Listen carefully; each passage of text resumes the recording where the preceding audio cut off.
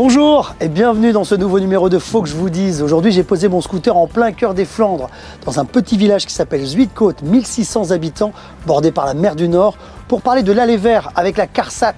Mais attendez, Mélanie, bonjour, qu'est-ce qui se passe? T'as pris des congés? Pas du tout, José. C'est vrai que c'est un camping-car, mais c'est surtout notre centre itinérant retraite. Si tu veux, je t'emmène et je t'explique tout ça. Je veux bien. Allez, bienvenue, c'est Faut que je vous dise.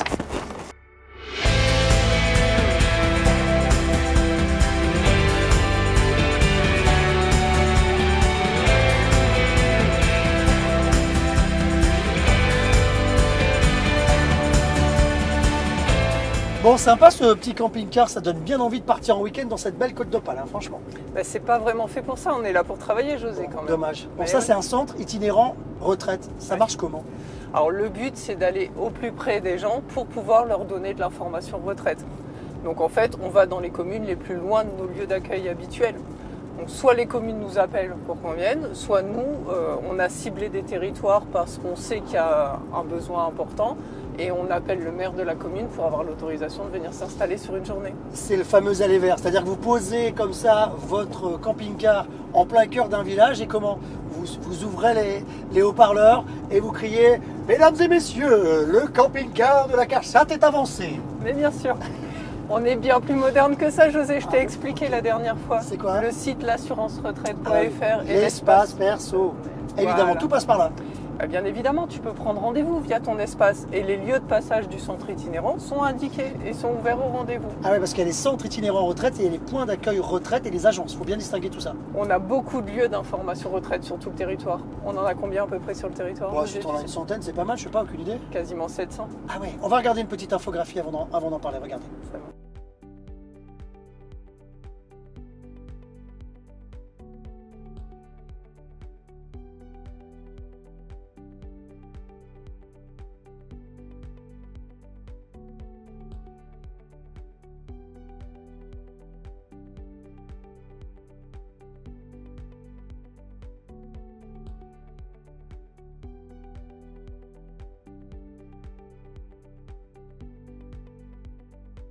Ah ouais, plutôt impressionnant, 700 points d'accueil dans toute la région des Hauts-de-France. Ouais. Pourquoi un maillage territorial aussi important?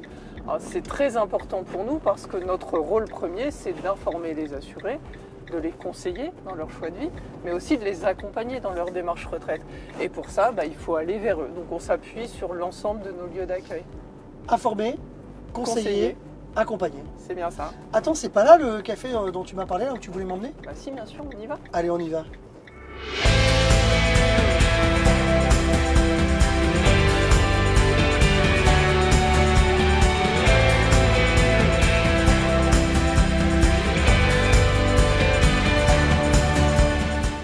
Alors Mélanie, on a été accueillis par Marie dans un lieu plutôt sympa ici à Zuidcote. Ouais. T'as vu ça? Ça s'appelle le coach, qui veut dire petit Cool. abri en flamand. Petit abri, c'est une épicerie, c'est un lieu de restauration aussi le midi, salon de thé et lieu de vie. On y met en avant les produits locaux, mais un lieu de vie aussi parce qu'on y fait aussi de la lecture et plein d'autres choses. Alors, l'idée de la proximité, c'est le parallèle que je vais me permettre de faire aussi avec ce travail que vous faites à la CARSAT dans cet aller vert, parce qu'il y a un enjeu important aussi derrière. Complètement, tu as raison. Ça fait partie de la philosophie de notre démarche pour les assurés. Le but, c'est de les accompagner, de les informer pour lutter au maximum contre le non-recours au droit, en fait. Alors, ce non-recours, ça veut dire, plus simplement, des gens qui ne réclament pas leurs droits. Ah, il y en a beaucoup, visiblement.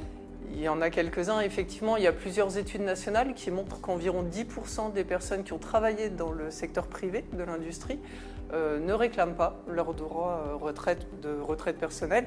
Et ça monte à peu près à 14% pour les travailleurs indépendants. Mais ça peut monter encore plus haut, puisque pour des droits comme l'allocation de solidarité aux personnes âgées, ça va jusqu'à 30% de non-recours. C'est dommage de passer à côté, mais est-ce qu'on sait, on sait la cause? Est-ce que c'est juste un manque d'information aussi?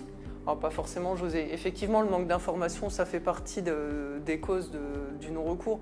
Mais il y a plein d'autres raisons. Les personnes ont parfois peur de la complexité des démarches administratives.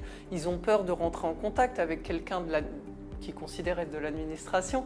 Et puis, parfois, il y a une méconnaissance des droits qui fait que les personnes ont peur de perdre d'autres droits en demandant leur droit à retraite. C'est quoi le conseil qu'on peut laisser à celles et ceux qui nous regardent, finalement, qui auraient une espèce de phobie administrative, comme ça, cette crainte de pousser la porte d'une administration, d'une institution, quelle qu'elle soit?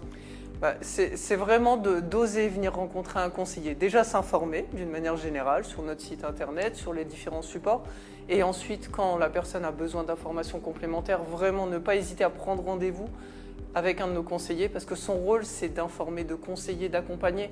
Et on est vraiment là pour donner toutes les informations et faire en sorte que le bon droit soit payé à la bonne personne et au bon moment. Parce que votre travail, c'est de collecter, mais aussi de vous assurer que ce soit très justement redistribué. On est un service public, hein. On est là pour les assurer avant tout. Et c'est bien de le rappeler, c'était ce fameux aller vers dans ce Faut que je vous dise. Merci beaucoup Mélanie. Merci à toi José. Par contre, tu vas pas partir comme ça parce qu'il faut que tu me redéposes à mon scooter, je te rappelle. Oui, c'est vrai. Bon, allez, on y Allez, va. on y va.